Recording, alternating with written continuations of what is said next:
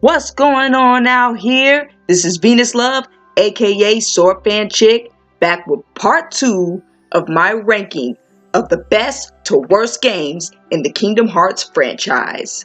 Mind you, this is part 2, and we're going to be showing the ranking of some of the lowest ranked games in the Kingdom Hearts franchise. So, try not to get triggered if these are one of your fave games, but mine personally, these are the lowest of the lows. But there are still virtues about each game that I want to elaborate on.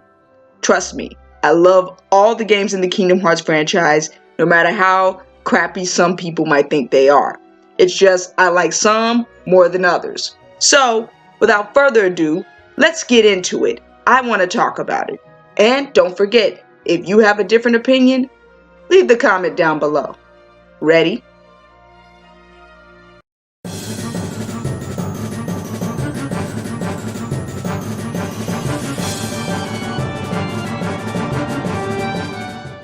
Coming in at number 6 is Dream Drop Distance. Ah yes, as one person once said, Dream Drop Distance is both a dream and a nightmare. One of the good things about this game is definitely the world design. The layout and visual imagery of the worlds is definitely fantastic for a portable game. There was plenty to explore in these worlds, and if you were lucky enough to play it on the Nintendo 3DS, you more than likely got to experience the worlds in 3D. And I was so happy that this game had a variety of different puzzles to keep you on your toes, such as decoding in the grid using Reality Shift. In fact, Reality Shift was one of my favorite elements of the game. It presented a bit of a mental challenge for me as I attempted to get through them to navigate. I wish the other Kingdom Hearts games would make use of these types of puzzles, but The downside of these massive worlds was the hollow feeling that they had due to a lack of character interaction. But I was amazingly surprised and excited to see characters from The World Ends With You and Quasimodo from The Hunchback of Notre Dame, the Three Musketeers, and Tron in kickbutt form. Yeah, I love the grid. And it was refreshing playing as Riku again, because I do like playing as Riku. I was also a big fan of the boss battles in this game. They were quite fun and unique from one another. I liked that they tested your abilities, your mental abilities, like Tron tested your adaptability and your ability to pay attention to his movements. Like, I really enjoyed that aspect of the game, the boss battles. And flow motion was actually a really cool game function to use against enemies. You know, it allowed you to bounce off of walls and propel towards them and all kinds of cool, nifty things. But the combat was extremely floaty, even on beginner and standard modes, more floaty than some of the other games in the franchise. There were times when running away and spamming balloons or magic was the only way to even beat some of the boss battles. And that drop system, oh lord, that drop system was such an unnecessary waste of time. Don't get me wrong, I love a good challenge, I really do. But the fact is, I felt that the drop system was nothing more than an interference to the whole flow of the game. You know? Like, and I know I could have used a drop me not or drop me never, but you know, it kind of was a handicap when I'm trying to beat a boss battle and here I have to come over here and take a drop me not just to stop from dropping. Like, it was unnecessary. It was an unnecessary challenge. An interruption flow of everything unnecessary. I can never forget, I was almost about to beat a boss battle, then I dropped in the middle of the battle. Some seriously haunting experiences dealing with that drop system. But anyway, what I will say is, I enjoyed diving into new worlds. The dive system played more like the gummy ship system, but it was much more visually satisfying and less arduous, so I really enjoyed it. I would have hoped that maybe in the future Kingdom Hearts games will have a dive system more similar to that, rather than the gummy ship system, but whatever. I did like teaming up with various Dream Eaters to fight, although I don't think the Dream Eaters are better party members than character party members. A big issue I had with the Dream Eaters is that you had to take care of them in order to get new abilities. That frustrated me because I had to waste a lot of time to rub the animal's belly and feeding it. While I do think that it would have been cute as a mini game, I don't think it was a good idea to make us so reliant on the Dream Eater's happiness to actually attain new abilities. It's just the Dream Eaters weren't reliable enough to be good party members, okay? They were hard to sustain as party members, because if they died, you basically had to go over there and help revive them, and it was just too much to try to sustain these party members. To wrap up the gameplay, I would say that this game didn't have a variety of post-game content, so I never actually felt compelled to want to play this game again, to be honest with you. Especially because the drop system annoyed me. Oh my god. I also loved and hated the forecasts. Okay, sometimes good ones would show up, and then other times it would just be bad ones in a row, and you were forced to pick out of all the bad ones. Okay, like, I think instead of forcing us to pick forecasts, they should have given us an option to make our game one way or the other, rather than just say you have to pick a forecast. You know, why don't we just opt out of picking all the forecasts if we want to, or if a forecast come up, we can choose to pick a forecast to affect our own gameplay, to have an effect on our own gameplay. But unfortunately, I didn't feel like I had any influence over how my game was being played because of these forecasts. So I think they could have done that a little better. Overall, let's talk about this story. By far, Dream Drop Distance had the worst story in the franchise. The story twisted the entire Kingdom Hearts narrative and introduced a level of plot holes that made several events from even other games seem very random. For example, it was Dream Drop Distance that introduced the steps in which one can attain the ability to time travel, which involved giving up one's entire body. However, this idea conflicts with Kingdom Hearts 2's idea behind time travel, in which Pete was able to time travel without even giving up his body. So are there simply more ways to time travel, or does young Xehanort just not know about that? I don't know what's going on. None of it was further explained in Dream Drop Distance either. You know, the entire story felt like a really weird dream, which, don't get me wrong, I applaud the symbolism, but the story could have been told in a much smoother fashion. And the time travel aspect isn't the only crazy aspect of this story. Like, we all know Sora was trying to awaken the sleeping worlds, but Riku was somehow in Sora's heart doing the same thing. Like, there are a lot of crazy things that happened in this story for no reason whatsoever. No reason. But while the main story plot was lame, the world's individual stories were really fun to watch and be a part of. You know, I feel like Sora and Riku heavily shaped the stories of those worlds as they attempted to find ways to awaken these sleeping worlds. So, at least my journey throughout the worlds wasn't as complex and mind-farting as the overall plot. Now, the soundtrack is possibly the most creative of the franchise. You know, it has its addition of The World Ends With You, added with a twist of Nutcracker Orchestra. So, it literally has so much to it that isn't the typical Kingdom Hearts soundtrack.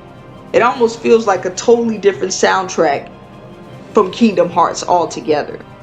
And it was really interesting. It made it a really interesting collection of music to listen to. So I will give it kudos for that. As far as dialogue goes, the dubbing was not good, but I didn't expect it to be good. Voice acting has been pretty bad in Kingdom Hearts for a long time, so I didn't expect it to be good. None of them have been as smooth as Kingdom Hearts 1, but I will say that it was a little better than Kingdom Hearts 3 and a little better than Kingdom Hearts 2 at times. At least it wasn't distracting. That's what I will say. So, overall, I give this game a 6 out of 10. The game had a beautiful design of the worlds with plenty to explore and discover, and stimulating travel between worlds. The game also had fun and unique boss battles, interesting ways to navigate worlds through both reality shifts and dives, a creative soundtrack, and refreshing new Square Enix characters and Disney characters and worlds. However, the downside was it had a really screwed up story that made no sense within the overall Kingdom Hearts narrative, along with a reliance on the not so sustainable dream meters, hollowness due to a limited amount of characters within each world, and floating by all nature combat, and that frustrating interference known as the drop system. Maybe without the drop system, this game would have been a little more enjoyable. Coming in at number 7 is Recoded, or should I say Coded. I'm not going to go into too much detail about the original Coded game, because it was just a mobile game, mostly released in Japan. But I am going to say that every time Japan gets something, the Western fans wanted it too, and so now here we go, we have Recoded. And now everybody in the Kingdom Hearts fandom hates it, when technically they asked for it. But I am glad Nomura did release this game on the Nintendo SP because it does have some perks. So let's talk about this game. The truth be told, this game had some pretty good gameplay, I won't lie. Unfortunately, the game did not present anything new as far as gameplay mechanics, so nothing was extraordinarily exciting about it. But the levels were really fun to navigate through. First off, while the worlds chosen were mostly repeats of Kingdom Hearts 1, they added an extra layer of puzzles, platforms, and mazes that made the worlds more interesting. Since I love these types of things, it made the game extremely fun. The boss battles were not that unique though, or different from the original Kingdom Hearts game, because, they were basically using the same world, so we were fighting the same old bosses and the same old Heartless. It was basically Kingdom Hearts Portable Edition. But I can say that the Nintendo SP game had the best graphics of any SP game that I've seen so far. Not just the gameplay graphics, but the cinematics were on a whole new level for an SP game. Also, the voice acting wasn't unbearable. In fact, it was better in this game than in both Kingdom Hearts 2 and Kingdom Hearts 3. But the story falls short, not because it's messy. Believe it or not, the game was told in a way that was easy to understand, but it was just dull and unnecessary. The story is based on trying to understand the contents of the journal after seeing a message about mending the hurt. The game is basically focusing on what that message in the journal could mean, and so Mickey is trying to digitize the journal to find out. In the end, the meaning is basically an encouragement letter to Sora, which basically means the story is an utter waste of time. If only it had been more important, this game would have gotten a higher rating. The soundtrack didn't offer anything new, although the Recoded version of Dearly Beloved is my favorite one. But other than that, there weren't a lot of new songs in this track, and the new ones weren't really that great or epic. What really hurt this game is that it wasn't fresh. That's the main thing. It was honestly a complete waste of time, which is why I'm giving it a 5.5 out of 10, because it was not a new game. It was an old game with a few differences, and it happened to be portable. And there was a boring story. But it was still pretty fun to play because of all the mazes and all the puzzles and all of the platforming. So I'll give it that, 5.5 out of 10. Coming in at number 8 is 358 over 2 days. Or is it 35 days over 2? Or is it 358 and a half days? I don't know. The title is one heck of a brain fart. But the story was really moving and suspenseful, I will say that. The narrative is being told from the perspective of the Nobodies, which were the antagonists of Chain of Memories and Kingdom Hearts 2. That was actually a pretty cool idea. Particularly the main character is Roxas. So right there you can already see that the story has weight considering how compelling his story was in Kingdom Hearts 2. And they also introduced a new female character named Xion who was developed rather well. And unlike other games, the story wasn't too hard to follow. Still deep and twisted, but not too hard to follow. And the game did a good job of bringing about, more of Axel's life and showing more of his personality. Before this game, Axel was more of a mysterious figure with a offbeat personality, but 358 over 2 days gave him layers. The best part of the game is that you could play as several different playable characters, including Axel and Xion, and you could even do side missions. I thought that was really cool, and I wish other Kingdom Hearts games had introduced this concept down the line. And what was cool is they had their own weapon designs, which was plain fun because some of the weapons reflected each organization member's personalities. Unfortunately, I didn't feel any strong difference regarding the stats of these weapons. All the weapons pretty much felt the same as each other in regards to combat. Now, one thing that really hurt this game was the arduous missions to complete. It drove me bananas because I wanted to know what was going to happen next, but we had to do all these missions to get to the story. Mind you, the game got pretty dull because it was repetitive, going back to the same worlds to do the same thing over and over again. I was not a fan of most of the boss battles either. They weren't as memorable because they lacked creativity, except the final boss battles against Saix, Riku, and Xion, which they're still pretty iconic. But other than them, there was not much to the boss battles. They did the same repetitive tactics over and over again as each other. The only world that was somewhat different as far as design was Neverland, and it wasn't good in a different way. World travel got stale pretty fast because they were the same worlds we visited with hardly anything fresh or new. Oh well. Let's talk about soundtrack. Most of the world themes were repeats with the exception of Neverland, but there are some really good original songs that were composed, such as Xion's theme and her battle theme. So I will say some of the music was actually pretty epic, but most of it were repeats from other games. Voice acting was decent, not astounding, but it did its job. The script was at times random, but it served its purpose. So I'm gonna have to give this game a 5 out of 10 for great story and character development, but arduous, repetitive gameplay that made the game overall boring. The worlds were not refreshing either.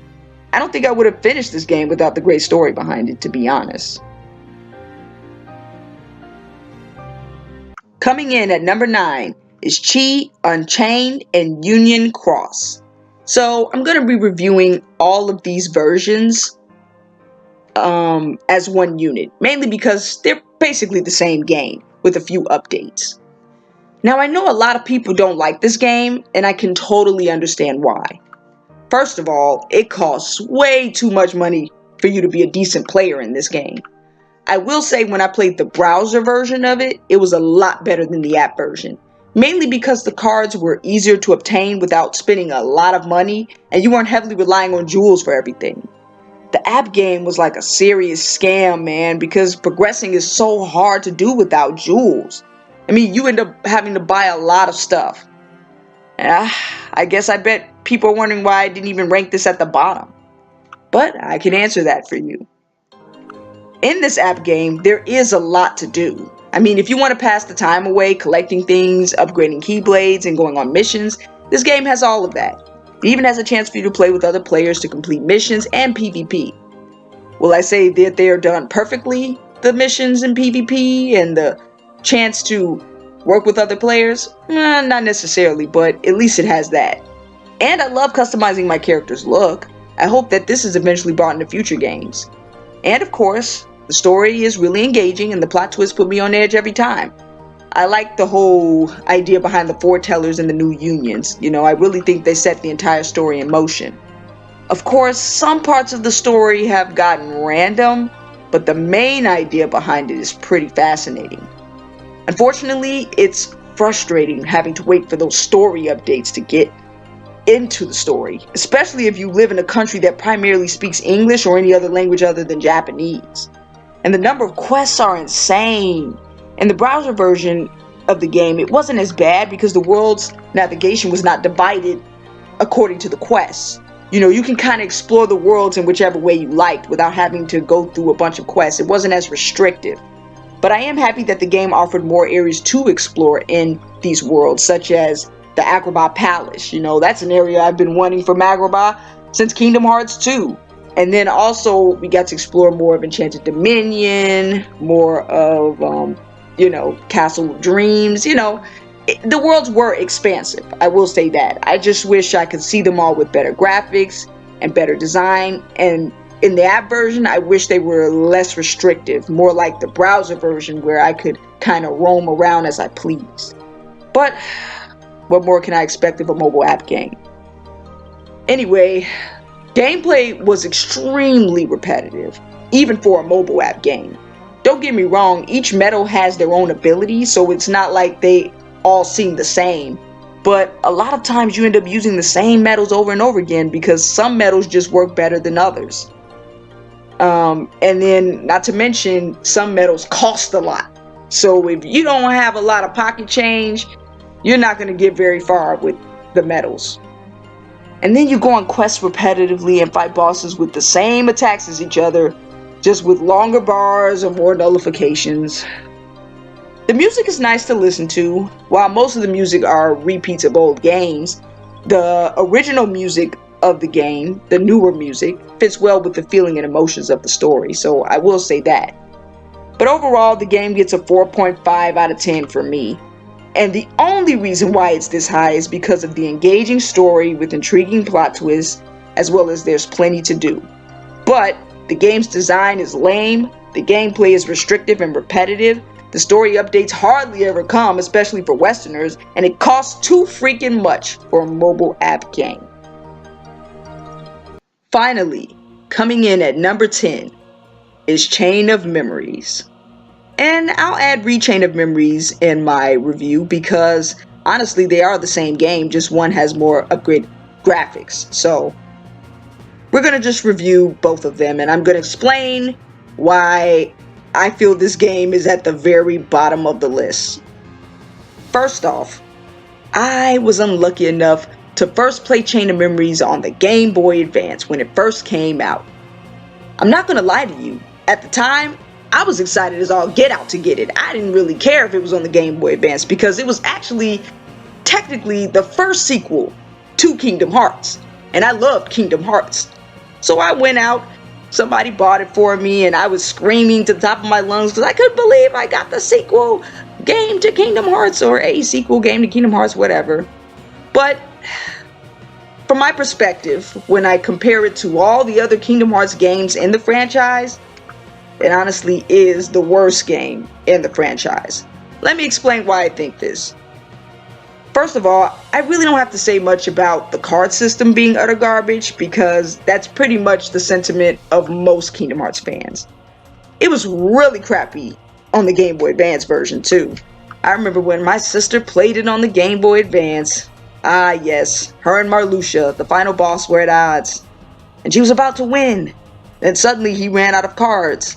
And a glitch happened. Oh yes, he ran out of cards. And guess what? He ended up standing there, floating. And my sister couldn't fight him because he was floating. And so now, she had to start the whole fight over by resetting the system. Ah, good times. Good times and bad times. Even in Rechain of Memories, though, the card system was an utter bore. I mean, none of the cards felt different or unique from each other, except they had different numbers. And it's funny because we were supposedly getting different Keyblades in the form of cards. Like we would get Wishing Star, and we would get 3 Wishes, and we would get Kingdom Key. But what was the point? Honestly, the card's functions didn't matter, because if you had a card with a low number, it would be blocked. It would be blocked by a card with a higher number, or by a 0 card.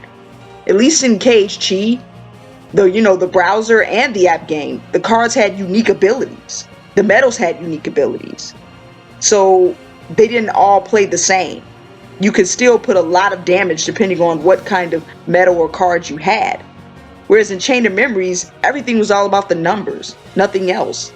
And that really stunted the progress you could make as a character gameplay-wise. It kind of made just gameplay frustrating and not in a fun way. If you were lucky enough to learn the system, it ended up just getting repetitive. The only upside to the gameplay aspect is for the first time, we played as another character besides Sora. Chain of Memories was the first game to have multiple playable characters, where we played as Riku and got to see his personality and side of the story, as well as his gameplay style. Interestingly enough, at the end of it all, I actually ended up hating Sora and loving Riku, which was a weird turn of events considering Kingdom Hearts 1 had opposite portrayals, with Riku being hated and Sora being loved. Of course, overall, the story of Chain of Memories was a good one. Sure, Sora and Naminé annoyed me because of the dumb things that they did, but it did make for an intense, dramatic storyline. The game also introduced new enemies with an interesting and intriguing backstory. They were the driving force behind the story, the reason Sora entered this Forbidden Castle, and they played their role very well. On the Game Boy Advance, the story cutscenes had some pretty iconic moments from the organization members that Chain of Memories kind of cleaned up, you know what I mean? You can't have cursing in a children's game, right? But typically, in most ways, Chain of Memories was a little better, only because of the graphics and dialogue. The fact that it actually had dialogue. Not that the dialogue was really good. Other than that, the game was the same. The world levels were the same worlds we visited before, only this time they were less interesting and lacked even more quality. If you thought the worlds in Kingdom Hearts 1 looked like boxes, Chain of Memories worlds make that part of the main layout of all the worlds in the entire game. At least I can say the soundtrack is really epic, aside from the Disney songs, which were mostly repeats of Kingdom Hearts 1. But I love that Lord of the Castle song. By Lucia, gotta give it to you. That's a really epic song. Overall, this game gets a 4 out of 10 from me for restrictive and repetitive gameplay, no progress encouragement, and worlds that are also restrictive and lack quality.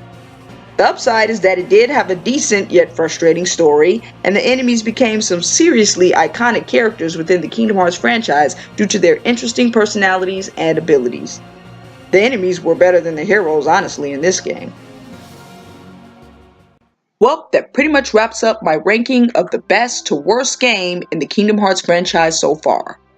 Overall, no matter how crappy some aspects of the Kingdom Hearts franchise, I always found something enjoyable about each of these titles, even if some were better than others.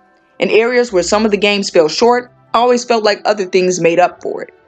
So far, my ranking for the overall game franchise Kingdom Hearts as a whole is 8.5 out of 10.